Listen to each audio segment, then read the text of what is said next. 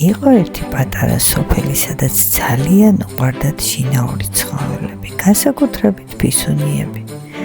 ანგელოზები ყოველდღიურად საყვირით აღვიძებდნენ. შემდეგ ღამე ჩირაღდას უნათებდნენ, რომ გზა გაეკვალათ. ბოლოს ისევ პატარა ფისოებთან ერთად იძინებდნენ თვითონაც. ერთხელ გადაწყვეტა ერთმა ბრძენმა ფისომ.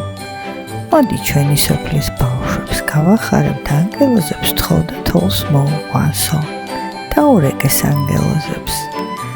ანგელოზმა ცოტა ხანი არ უცალია, თუმცა როცა მოვიცლი, სახლს დავალაგებ და ბავშვებისთვის თოლს აუცილებლად გამოაგზავნიო.